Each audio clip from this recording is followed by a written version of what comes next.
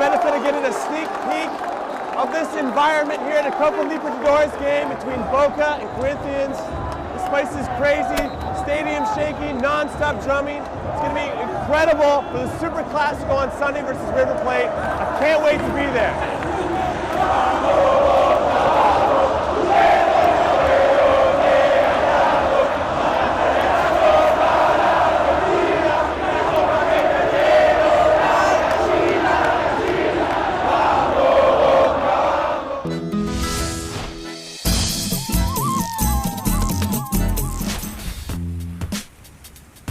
A long time ago, I was told that if I had the opportunity to only do one thing in my life, then I had to come to the capital of Argentina to see Boca Juniors play against River Plate in the Superclásico. Now when I asked those people why do I need to come here to see this must-see game, they calmly responded with, "You'll know why when you get there."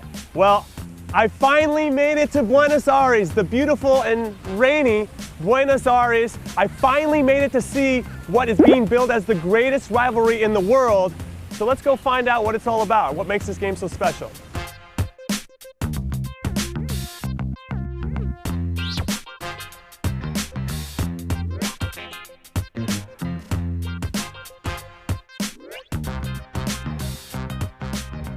A long time ago, River Plate and Boca Juniors were neighbors, you know. A long time ago, the ships came from the Rio de la Plata, and Italian and Spanish people settled in here. I say it's the heart of the Boca neighborhood. The name of the place is Caminito. It's Boca Juniors neighborhood because the stadium, you saw the stadium, is just 2 or 3 blocks away from here. Tell me what makes this game so special. Es muy especial porque la verdad que creo que el marco que tiene este partido, por lo menos a mí que me tocó jugar incluso en Europa, no lo tiene ninguno en el mundo, ¿no? La pasión con la que se vive este clásico es impresionante y bueno, ojalá tengan la oportunidad de vivirlo y se van a dar cuenta la pasión de la gente y cómo lo vive la gente. I'm outside on La Bombonera and inside the Boca Juniors facility, and this is the pool where they must practice their diving. The first team training field, this is where they work out all of the kinks, so they're a well-oiled machine when the whistle blows. And this is where the players eat. They come right off the field, right from the locker room. And they're clapping for me right now. They're really excited, big KickTV fans, but this is where it all happens. Get a little food, make sure their tummies are full after a good, hard day's work on the field. Y desde que estoy acá en Boca es el clásico rival. Me ha tocado jugar diferentes clásicos de la zona de Argentina y bueno, este es el más importante y desde que uno está acá ya se mentaliza y ya empieza el clásico odio del clásico.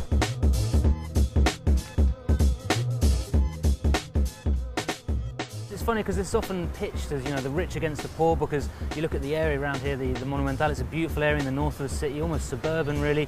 La Boca's down in sort of the port area, it's a much more working class. But it actually started there. They were local rivals.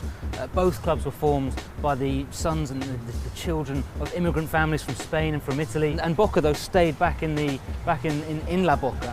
And so there it became, we stayed here, this is our place, you guys left, you know, you're the traitors. But then over the years, both always competed to sign the best players, over who had the most amount of supporters, and also over who's won the most amount of titles. So River Plate have got more league titles, Boca have more Libertadores, but that's where it comes from. You know, it's the two biggest clubs in Argentina, and almost by default really on the continent. It's always a nice welcome coming into the stadium, the friendly confines of the Monumental. So this stadium is the home stadium for Argentina when they play their national team games.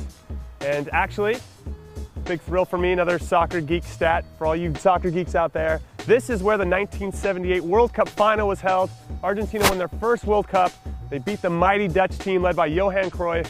Mario Kempes was the hero that day. He scored 2 goals, the first World Cup title in Argentina history. I can only imagine what this place looks like when it's full.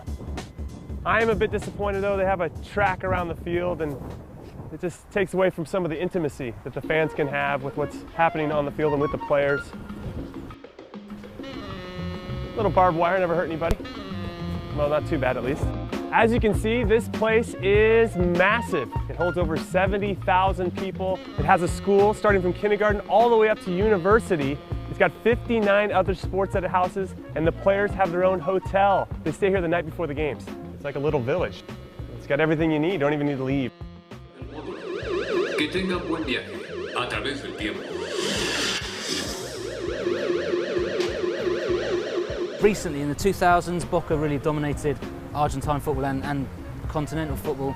And in the 90s, River Plate did the same. And that success really meant that both teams are very, as they say, popular. They have fans from all walks of life. At River Plate, you've got the athletics track around, meaning it's slightly more open plan. I mean, I feel that it gives a sense of the epic, but certainly everyone says that the Bombonera, you're really on top of the pitch. You know, you can feel the stadium trembling when the supporters all get going. But I mean, you know, loads of colour. Everyone comes in hats. Everyone's always chanting. And as I said, you know, the banners are spectacular. You've got the drums. You've got the horn section up in the stands. I mean, you know, it's an intense atmosphere, and it never fails. Which one's the better stadium, La Bombonera or Monumental? Maybe because of the capacity and because of the neighborhood, you know, Monumental is better than Bombonera. But Bombonera, the crowd is near from the grass. Bombonera is a kind of volcano, you know, right? Not much, yeah. Maybe it's more special superclásico in La Bombonera.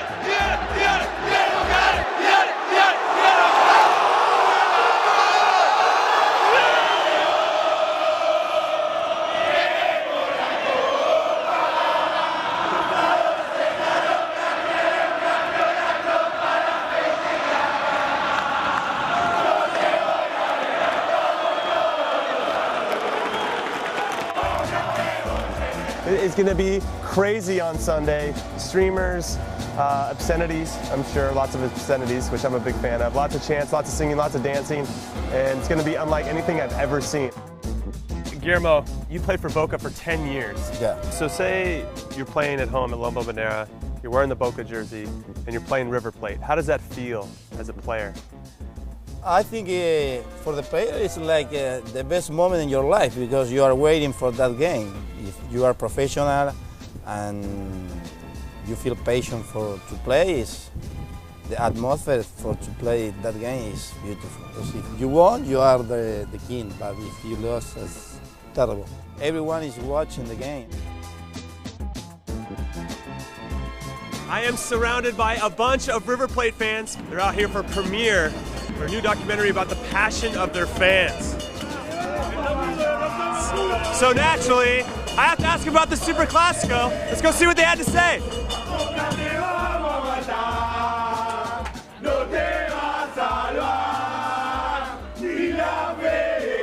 Why is Boca Juniors the best club in the world? No, it's the worst. All Argentina is from River. All of Argentina. You can see 6,000 people to see a movie. I have never seen anything like this. This is what a movie premiere looks like in Argentina. Ridiculous.